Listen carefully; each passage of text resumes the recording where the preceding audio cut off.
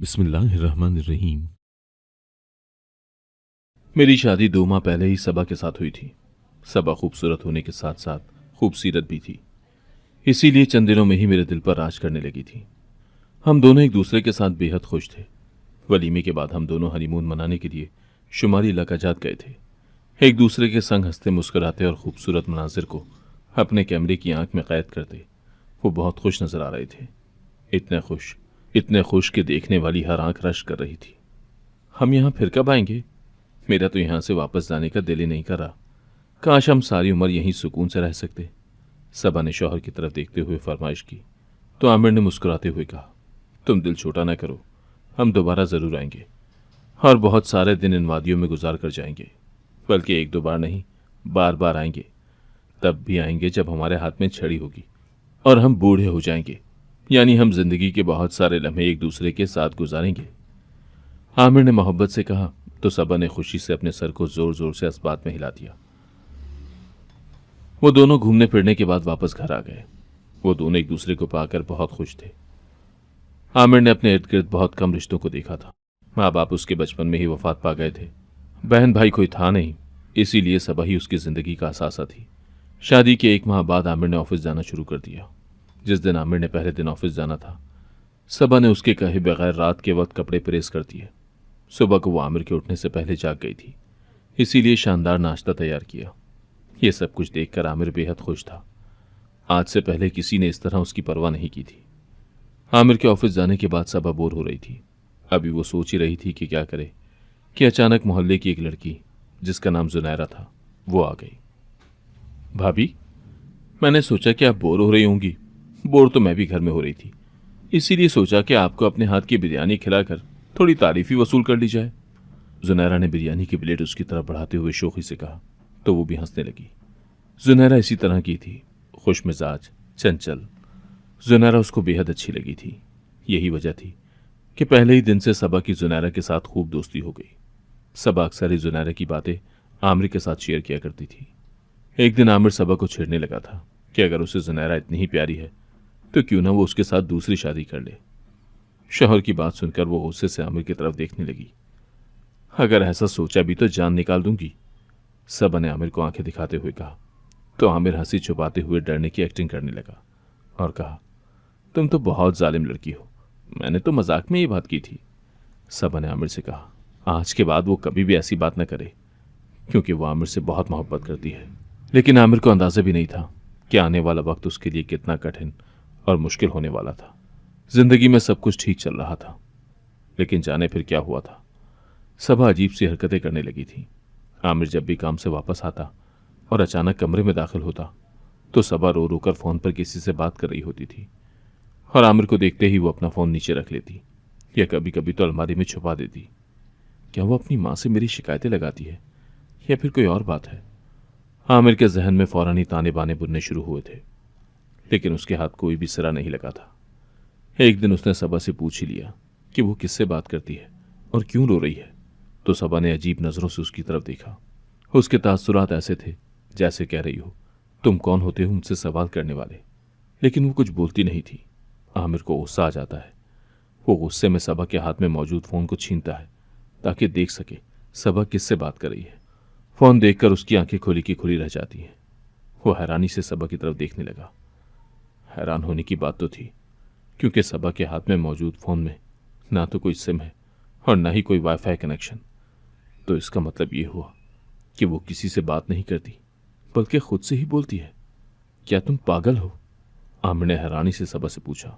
सबा ने कोई भी जवाब देने के बजाय नम आंखों से अपने शौहर की तरफ देखा और खामोशी से उठकर किचन में चली गई। आमिर को सबा से कोई शिकायत नहीं थी और वो उसके साथ खुश भी था, लेकिन सबा का रवैया उसे उलझाता चला जा रहा था, क्योंकि ये 1-2 दिन की बात नहीं थी, बल्कि ऐसा ही होने लगा था। या तो सबा कमरे में बैठी रो रही होती थी या फिर मोहल्ले से आई जुनैरा के साथ सहन के कोने में बैठी सर जोड़े बातें करने में मसरूफ होती थी। आमिर जैसे ही घर में दाखिल होता, जुनैरा उठकर अपने घर चली जाती और सबा उठकर कमरे में नहीं आती, बल्कि तब तक वहीं बैठी रहती जब तक आमिर उसे आवाजें दे देकर कमरे में न बुलाता। सबा का रवैया आमिर को तंग करने लगा था और उसने फैसला कर लिया था कि वो उससे साफ और सीधी बात करेगा कि आखिर उसके साथ क्या मसला है। उसे तो ऐसा लगने लगा था जैसे सबा उसके साथ खुश नहीं थी, बल्कि वो किसी और के साथ शादी करना चाहती थी। उसके घर वालों ने जबरदस्ती सबा की शादी उससे करके जैसे उस पर जुल्म के पहाड़ तोड़ दिए थे। लेकिन साथ ही साथ उसे हैरानी भी होती कि शुरू के 2 माह तक तो सबा का रवैया बिल्कुल ठीक था, तो फिर अचानक क्या हुआ। हालांकि वो उसकी हर ख्वाहिश उसके कहने से पहले पूरी करता था, कभी उससे किसी भी चीज के मुतालिक सवाल जवाब नहीं किया, लेकिन फिर भी न जाने क्यों वो मुतमईन नहीं थी। वो उस मामले में उलझता चला जा रहा था। शायद सबा मुझसे नाराज है, क्योंकि मरी से आने के बाद हम एक दिन भी बाहर नहीं गए थे और ना ही मैं उसे शॉपिंग करवाने के लिए ले जा सका था। असल में ऑफिस में काम का बर्डन इतना होता था कि घर आने के बाद आमिर को आराम के अलावा कुछ और सूझता ही नहीं था। शायद अकेले रह रहकर सबा इस तरह बिहेव कर रही थी। मैं इस वीकेंड पर इस कोताही को दूर करने की हर मुमकिन कोशिश करूंगा। आमिर ये सोचकर मुतमईन हो गया। वीकेंड पर वो जबरदस्ती सबा को अपने साथ शॉपिंग पर लेकर आया। ढेर सारी शॉपिंग करवाई। शॉपिंग करवाने के बाद उसने उसे अच्छे से रेस्टोरेंट में खाना खिलाया। उसे लगा था कि उसकी तवज्जो उसे मुतमईन कर देगी और उसका मूड ठीक हो जाएगा, लेकिन ऐसा नहीं हुआ था। उसका रवैया अभी तक वैसे का वैसा ही था। या तो वो हर वक्त रोती रहती थी या फिर जुनैरा के साथ सर जोड़े बातें करती रहती। मैं चाहता तो सबा के घर वालों को इस बात में इन्वॉल्व कर सकता था, लेकिन मैंने ऐसा नहीं किया। मैं उन मर्दों में से नहीं था जो अपनी बीवी की बातें उसके घर वालों को बताकर उनसे हमदर्दी समेटने की कोशिश करते हैं। मैंने खुद सबा के साथ बात करने की कोशिश की, लेकिन जब सबा ने मेरे 1000 बार पूछने पर भी मुंह से एक लफ्ज न निकाला, तो मैंने गुस्से में अपना ट्रांसफर दूसरे शहर में करवा लिया। मुझे लगा था कि जब मैं दूर हो जाऊंगा तो सबा को मेरी कमी महसूस होगी और उसे अपने रवैये का एहसास भी होगा और वो ठीक हो जाएगी। लेकिन ऐसा नहीं हुआ, बल्कि हालात तो इससे भी ज्यादा बिगड़ गए थे और जो हुआ था वो मेरी सोच के बिल्कुल बरक्स था। मैं जाने से पहले सबा के लिए नया फ़ोन लेकर आया था और उसके हाथ में थमा दिया था ताकि मेरा उसके साथ राब्ता रहे। मैं खुद ही उसे फ़ोन करता या मैसेज करता, तब वो मुझे जवाब दे देती थी, मगर उसने कभी मुझे मैसेज करने या फिर कॉल करने की ज़रूरत महसूस नहीं की थी। आमिर का दिल सबा के रवैये से बददिल होता जा रहा था और फिर एक दिन ऐसा हुआ जिसने आमिर को सरता पैर हिला कर रख दिया था। वो 1 माह के बाद जब घर वापस लौट रहा था तो उसने देखा कि उसके घर के बाहर लोगों का एक हुजूम जमा है। फौरी तौर पर आमिर को समझ नहीं आया कि ये हो क्या रहा है, लेकिन जैसे ही उसे अपनी बीमार माँ का ख्याल आया, वो भागता हुआ घर में दाखिल हुआ तो वहां सामने सहन में बैठी उसकी बीवी ऊंची आवाज में रो रही थी और मोहल्ले के कई लोग उसके इर्द गिर्द जमा थे। जैसे ही लोगों की नजर आमिर पर पड़ी तो कितने ही चेहरे हैरानी की तस्वीर बन गए थे। सबा तो कह रही थी कि उसके शौहर का इंतकाल हो गया है, लेकिन वो तो जिंदा है।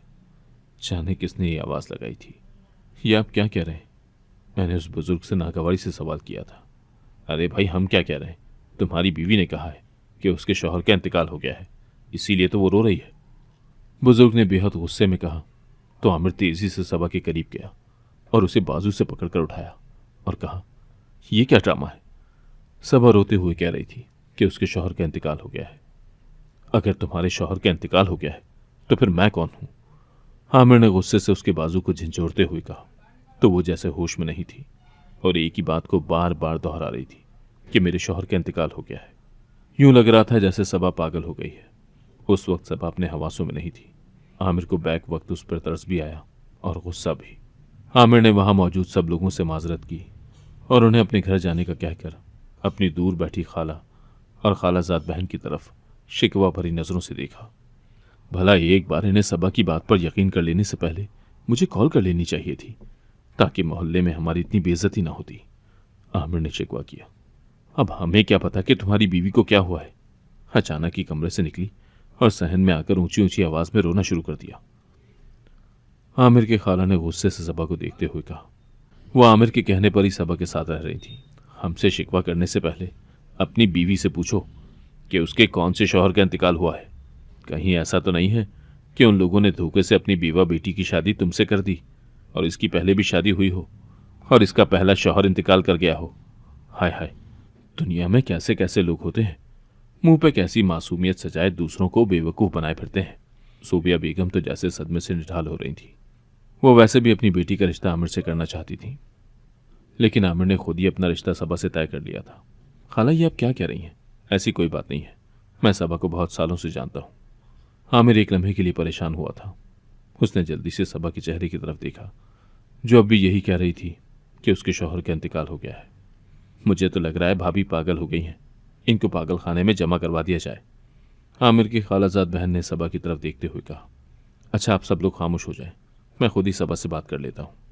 आमिर ने अपनी खाला को खामोश करवाया और उस कमरे में आया जहां सबा कमरे के कोने में बैठी हुई वैसे ही रो रही थी जैसे उसके सामने किसी की मैयत पड़ी हो। हाय, मैं तुम्हारे बगैर कैसे जीऊंगी आमिर, तुम इतनी जल्दी कैसे मर सकते हो? अभी हमारी शादी को दिन ही कितने हुए थे और तुम मुझे हमेशा के लिए छोड़कर इतनी दूर चले गए। तुम्हें मेरा ख्याल नहीं था, तुमने मुझे धोखा दे दिया है। मैं तुम्हारे बगैर कैसे रहूंगी? सबा रोते हुए कह रही थी। आमिर को उसे देखते हुए अजीब सा एहसास हो रहा था और कुछ देर पहले जो सना ने कहा था उसे उसकी बात ठीक लग रही थी कि सबा का जहनी तवाजुन खराब हो गया है। सबा, तुम्हें क्या हुआ है? जब हमारी शादी हुई थी तो तुम उस वक्त बिल्कुल ठीक थी, तो फिर तुम अब ऐसी हरकतें क्यों कर रही हो? अगर तुम्हें कोई परेशानी है तो मेरे साथ शेयर करो, और अगर कोई डर या खौफ है तो उसे भी मुझे बताओ ताकि मैं तुम्हारी मुश्किल को हल कर सकूं। आमिर ने सबा के पास बैठते हुए मोहब्बत भरे लहजे में उससे कहा था। सबा जो रोने में मसरूफ थी, उसने अपने सर को उठाकर आमिर की तरफ देखा और बिना कुछ कहे ही उसके सामने से उठकर बेड पर जाकर लेट गई। आमिर ने उस वक्त सबा से कोई बात नहीं की थी। उसने सोचा कि सबा के घर वालों को बुलाकर उनसे बात करेगा कि क्या उन्होंने सबा की शादी जबरदस्ती उसके साथ की है या फिर सबा के साथ कोई और मसला है। वो इस मसले का हल निकालना चाहता था क्योंकि वो इस सारी सिचुएशन से तंग आ गया था। सुबह होते ही आमिर ने अपनी सास को कॉल की और उन्हें अपने घर आने का कहा। उसकी सास सबा के भाई के साथ उनके घर आ गई थी। आप मुझे सच सच बताएं, क्या आपने सबा की शादी जबरदस्ती की है? वो किसी को पसंद करती थी? आमिर के सवाल पर शाइस्ता बेगम का मुंह हैरानी से खुला था। तुम्हें ऐसी बात नहीं करनी चाहिए थी आमिर, तुम मेरी बेटी के किरदार को मशकूक बना रहे हो। शाइस्ता बेगम ने अफसोस भरे लहजे में कहा, मैं सबा के किरदार को मशकूक नहीं बना रहा, बल्कि वो अपने किरदार को खुद मशकूक बना रही है। दामाद की बात सुनकर उनके चेहरे का रंग बदला था। उन्होंने गहरा सांस लिया और बेटी का दिफा करते हुए कहा, आमिर तुम ये कैसी बेहुदा बातें कर रहे हो? वो तुम्हारी बीवी है, इतने अरसे से तुम्हारे साथ रह रही है। तुम्हें भी बहुत अच्छी तरह अंदाजा है कि ऐसी कोई बात नहीं है। सबा तो इस शादी से बहुत खुश थी। जरूर तुमने और तुम्हारी इस नाम नेहात खाला ने मेरी बेटी के साथ बुरा सलूक किया है जो इसकी ऐसी हालत हो गई है, और अपनी गलती को छुपाने के लिए तुम उल्टा मुझसे ऐसे सवाल कर रहे हो। क्या तुम नहीं जानते थे कि सबा इस शादी से कितनी खुश थी और वो तुम्हारे साथ कितनी मोहब्बत करती थी? शाइस्ता बेगम ने कहा तो आमिर के साथ साथ उसकी खाला का भी मुंह हैरानी से खुला था। अपनी बेटी के ऐब छुपाने के लिए वो उन पर इल्जाम तलाशी कर रही थी। ये आप कैसी बातें कर रही हैं आंटी? हमने कभी सबा के साथ कोई बुरा सलूक नहीं किया। अगर आपको हमारी बात पर यकीन नहीं है तो आप मोहल्ले वालों से पूछ लें, क्योंकि मोहल्ले वालों को सब कुछ पता होता है। सबा की दोस्त जुनैरा से पूछ लें, वो आपको सच बता सकती है, क्योंकि वो रोजाना ही सबा के पास आती है। और वैसे भी अगर हम सबा के साथ कोई बुरा सलूक करते तो वो आपसे कभी तो कोई बात करती, कोई शिकायत लगाती, कोई शिकवा ही करती। क्या उसने कभी आपसे कोई ऐसी बात की है? सना ने मुंह बनाते हुए कहा तो आमिर को भी उसकी बात ठीक लगी कि अगर उसके जाने के बाद खाला या सना उसके साथ बुरा सलूक करती तो सबा उसके साथ न सही अपनी माँ के साथ तो जरूर बात करती। आप खुद बताएं, क्या सबा ने मेरे जाने के बाद आपसे कोई शिकायत की थी? आमिर ने अपनी सास से पूछा तो शाइस्ता बेगम को बहुत याद करने पर भी ये याद नहीं आया कि सबा ने कभी उन दोनों माँ बेटी या शौहर की बुराई की हो। हालांकि उन्होंने आमिर की ट्रांसफर का सुनकर उससे कहा भी था कि शौहर के रिश्तेदारों के साथ रहने से अच्छा है कि मैके आकर सुकून से रहो। लेकिन सबा ने यह कहकर इनकार कर दिया था कि जब उसे कोई मसला ही नहीं है तो वो क्यों अपना घर छोड़कर आए। देखो बेटा, मुझे झूठ बोलने की आदत नहीं है। हाँ, ये बात सच है, सबा ने कभी तुम लोगों की कोई बुराई नहीं की और ना ही कोई शिकायत लगाई। लेकिन इसका यह मतलब भी नहीं है कि तुम सारा इल्जाम मेरी बेटी के सर पर डाल दो। हो सकता है कि तुम लोगों ने उसे मुझसे बात करने पर पाबंदी लगा रखी हो, इसीलिए तो आमिर जाते हुए अपने रिश्तेदारों को उसके सर पर सवार करके चला गया। इसीलिए तो तुम जाते हुए अपने रिश्तेदारों को उसके सर पर सवार करके गए। अगर तुम मेरी बेटी का ख्याल नहीं रख सकते थे तो उसके साथ ऐसा सलूक करने के बजाय मैके छोड़ जाते। शाइस्ता बेगम ने शर्मिंदा होने के बजाय सख्ती से कहा। उनकी बातें सुनकर सोबिया बेगम को भी अच्छा खासा गुस्सा आ गया। वो अपनी बेटी के करतूत छुपाने के लिए आमिर के सामने उन्हें मशकूक बना रही थी। आप हमसे क्या सवाल कर रही हैं? सवाल करने का हक तो हमारा है। आखिर आप हमें बताएं कि आपकी बेटी बार बार ये क्यों कहती है कि उसका शौहर मर गया है? क्या ये सबा की दूसरी शादी है और उसके पहले शौहर का इंतकाल हो गया था? आपने हमसे झूठ बोलकर सबा की शादी की है ना? आमिर की खाला ने गुस्से से शाइस्ता बेगम से सवाल किया। मुझे नहीं पता है कि सबा को क्या हुआ है। शाइस्ता बेगम सबा की तरफ देखते हुए रोने लगी थी। अब उनके अंदर आमिर और उसकी खाला के साथ बहस करने की हिम्मत नहीं थी। वो बेटी की वजह से बहुत परेशान थी। आमिर बेटा, मेरी बात का यकीन करो, सबा बिल्कुल ठीक ठाक थी। पता नहीं अब वो ऐसी हरकतें क्यों कर रही है। मेरी सबा तो बहुत सादतमंद और अच्छी बच्ची थी। कभी किसी के साथ लड़ाई झगड़ा नहीं करती थी। पढ़ाई के साथ साथ इसने घरदारी में भी बिना कहे हिस्सा लिया और घर के कामों में ताक हो गई थी। ये बात आमिर भी जानता था कि सबा कितनी सुघड़ और अच्छी है, ना सिर्फ घर के कामों में बल्कि फितरत के लिहाज से भी सबा लाखों में एक है। शाइस्ता बेगम ने दामाद की तरफ देखते हुए कहा, लेकिन उस वक्त वो किसी भी बात का जवाब देने की पोजीशन में नहीं था। वो तो बस सोच रहा था कि इस मसले की तह तक किस तरह पहुंचे। हाँ, ये बात सच है आमिर, शादी से पहले सबा के बहुत से रिश्ते आए थे, लेकिन मैंने तुम्हारा इंतखाब किया क्योंकि तुम मुझे समझदार इंसान लगे थे। सबा भी इस शादी से बहुत खुश थी। मुझे नहीं पता कि सबा को क्या हुआ है। मैंने तो अपनी बेटी ठीक ठाक तुम्हारे हवाले की थी और मैं अब अपनी बेटी को तभी अपने घर लेकर जाऊंगी जब तुम इसे वैसे ही ठीक करोगे, वरना तो मैं तुम्हारे खिलाफ पुलिस में रिपोर्ट कर दूंगी। शाइस्ता बेगम ने आमिर की तरफ देखते हुए कहा और उसके सामने अपनी शर्त भी रख दी। क्या मतलब है आपका? अगर सबा ठीक नहीं होगी तो क्या हम सारी जिंदगी अपने बेटे के साथ उसे रहने देंगे? दूसरे लफ्जों में आप आमिर की जिंदगी बर्बाद करना चाहती हैं। शाइस्ता बेगम, अगर आपको ये लग रहा है कि आमिर का कोई वाली वारिस नहीं है और आप इसे आसानी से बेवकूफ़ बना सकती हैं, तो यह आपकी बहुत बड़ी गलतफहमी है। मैं ऐसा हरगिज़ नहीं होने दूंगी। आमिर की खाला गुस्से से बोली। उनका बस नहीं चल रहा था, वरना वो इसी वक्त सबा और उसके घर वालों को आमिर के घर से निकाल बाहर कर देती। इससे पहले कि झगड़ा या बहस मजीद बढ़ती, आमिर ने हाथ उठाकर अपनी खाला और शाइस्ता बेगम को खामोश रहने का कहा।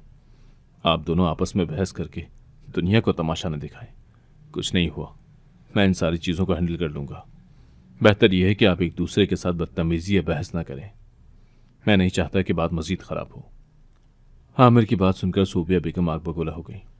तुम्हारा दिमाग खराब हो गया है आमिर। तुम इस पागल को अपने घर में ही रखना चाहते हो, जिसने हमारे घर का पूरे मोहल्ले में तमाशा बनाकर रख दिया है। आमिर की खाला भी किसी तरीके से सबा को घर से निकाल देना चाहती थी। प्लीज़ खाला, आप खामोश हो जाएं, मैं इस मसले को खुद हैंडल कर लूँगा। फिर उसने शाइस्ता बेगम को भी अपने घर जाने का कह दिया था। तुम इसको भी मौका देकर घर से निकाल दो। आमिर, क्या तुम सारी जिंदगी एक पागल के साथ जिंदगी गुजारोगे? इसकी माँ तो यही कहेगी कि ये बिल्कुल ठीक है। तुम बेवकूफ़ी कर रहे हो। अब भी वक्त है, सोच समझकर फैसला कर लो, वरना बाद में बहुत पछताओगे। आमिर की खाला ने उसे समझाने की कोशिश की। खाला, आप मेरी बात समझने की कोशिश करें। आखिर इसका क्या कसूर है जो मैं इसे घर से निकाल दूं? क्योंकि सबा की अम्मी की ये बात बिल्कुल ठीक है कि शादी के वक्त सबा बिल्कुल ठीक थी। आमिर ने शादी के अव्वलीन दिनों को याद करते हुए कहा। उसकी बात सुनकर सना आपे से बाहर हो गई। तो फिर तुम क्या समझते हो, हमने इसके साथ बुरा सलूक किया? आमिर की खाला ज़ैद बहन ने गुस्से से सवाल किया। मैं जानता हूं आप लोगों ने इसके साथ कोई बुरा सलूक नहीं किया। आप दोनों की तरफ से कोई भी किसी भी किस्म की परेशानी या फिर शक वाली बात नहीं है, लेकिन मैंने कहा ना कि मैं जल्दी इस मसले का हल निकाल लूंगा। आमिर ने उन दोनों को तसल्ली दी थी, और वो जाने तसल्ली देने पर पुरुमीद हुई थी या नहीं, लेकिन इतना ज़रूर हुआ था कि उसकी खाला और उनकी बेटी दोनों ही खामोश हो गई थी। आमिर को लग रहा था कि खाला शाइस्ता उसका बसा बसाया घर तोड़कर उसके साथ अपनी बेटी का घर बसाना चाहती है, इसीलिए सब कुछ कर रही थी। उसके जाने के बाद कुछ तो ऐसा हुआ था जिसकी वजह से सबा की हालत ऐसी हो गई थी। वो सबा से बहुत मोहब्बत करता था, इसीलिए खाला की साजिश को हर हाल में नाकाम बनाना चाहता था। लेकिन सबसे पहले वो सबा की बिगड़ती हुई जहनी हालत की वजह जानना चाहता था, इसीलिए उसने सारे काम छोड़कर बस सबा पर नज़र रखना शुरू कर दी थी। चंद दिनों के बाद उसे एहसास हुआ कि तमाम दिन सबा बिल्कुल ठीक रहती थी, लेकिन जैसे ही जुनैरा उसके पास आती और उसके कान में सरगोशियां करना शुरू करती तो सबा की जहनी हालत ख़राब होने लगती। आखिर वो उसके साथ ऐसी क्या बातें करती थी? आमिर को हैरानी हुई। सबा से ही नहीं, जुनैरा से पूछना भी मुनासिब नहीं था। इस तरह बात मजीद ख़राब हो सकती थी। आखिर ये क्या राज है? आमिर ने खुद से सवाल किया। इसका मतलब तो यह है कि इस सब में खाला का कोई हाथ नहीं है, लेकिन ये जुनैरा ये ऐसा क्यों कर रही है? वो अब इस बात को हर हाल में हल करना चाहता था और इस राज पर से पर्दा उठाना था कि जुनैरा सबा से ऐसी कौन सी बातें करती है जिसकी वजह से सबा की तबीयत खराब होती है। अगले दिन जुनैरा जब सबा से मिलने आई तो आमिर बरामदे के पिलर के पीछे छुप कर खड़ा हो गया।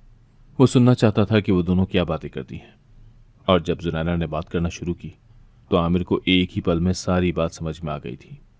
अगर सबा जुनैरा की बात मानकर उसके साथ कुछ उल्टा सीधा कर देती तो क्या होता, ये सोचकर ही उसके रोंगटे खड़े हो गए थे।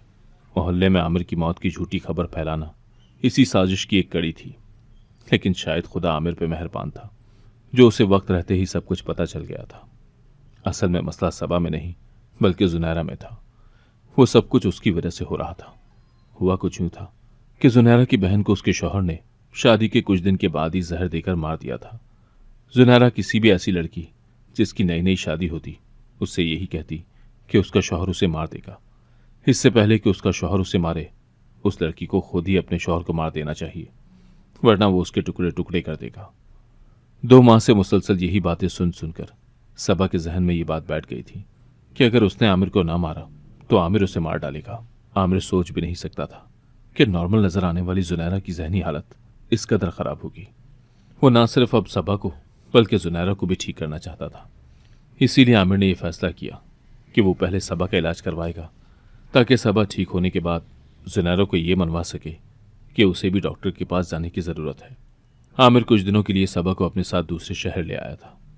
यहाँ आकर उसने एक अच्छे डॉक्टर से सबा का इलाज करवाया और 1 माह के अंदर ही सबा की जहनी हालत बिल्कुल ठीक हो गई थी। साथ बैठने का इतना असर होता है, तुम बिल्कुल ही नीम पागलों जैसी हरकतें करने लगी थी। अगर तुम्हारी ये हालत है तो सोचो जरा कि जुनैरा की क्या हालत होगी। हमें उसे भी ठीक करना है। तुम जुनैरा की दोस्त हो, वो तुम्हारी बात को सुनेगी। तुम्हें जुनैरा को तैयार करना है कि वो तुम्हारे साथ डॉक्टर के पास चले।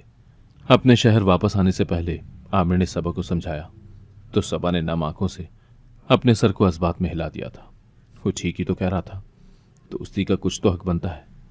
गो के जुनैरा ने अनजाने में सबा के साथ बुरा किया था, लेकिन उसने ये सब कुछ जानबूझकर नहीं किया था। सबा इस बात को समझ चुकी थी और जब वो ससुराल वापस आई तो कुछ ही देर बाद उससे मिलने के लिए जुनैरा आई। वो जुनैरा के गले मिली और उससे कहा कि कल वो उसे एक जगह लेकर जाएगी। सबा आमिर के साथ जुनैरा को डॉक्टर के पास ले आई जहां अब जुनैरा का इलाज चल रहा है, और सबा और आमिर को उम्मीद है कि जुनैरा भी जल्द ही ठीक हो जाएगी और एक नॉर्मल इंसान की तरह जिंदगी गुजारने लगेगी। सबा को बहुत खुशी हो रही थी कि उसने अपनी दोस्ती का हक अदा कर दिया है। जुनैरा को भी ये बात जल्द समझ में आ गई थी कि उसके साथ कोई मसला है। बहन की मौत का असर उसके दिमाग पे हुआ है और वो हमेशा इसी बात के जेर असर रही है, इसीलिए हमेशा मनफी बातें करती है। जुनैरा ने मशकूर नजरों से सबा और आमिर की तरफ देखा। आखिर उन दोनों की वजह से ही उसका इलाज शुरू हुआ था और वो जल्दी एक अच्छी जिंदगी जीने लगेगी। जुनैरा ने नम आंखों से सबा की तरफ देखा तो सबा ने अपनी जगह से उठकर उसे गले से लगा लिया और यूं जल्द ही जुनैरा भी ठीक होकर घर वापस आ गई थी। उन दोनों की दोस्ती अब पूरे मोहल्ले में मशहूर हो गई थी। अगर आपको आज की कहानी पसंद आई है तो वीडियो को जरूर लाइक कीजिएगा और अपने दोस्तों के साथ भी शेयर कीजिएगा। और हाँ, अगर आपने अभी तक हमारा चैनल सब्सक्राइब नहीं किया तो जरूर सब्सक्राइब करें।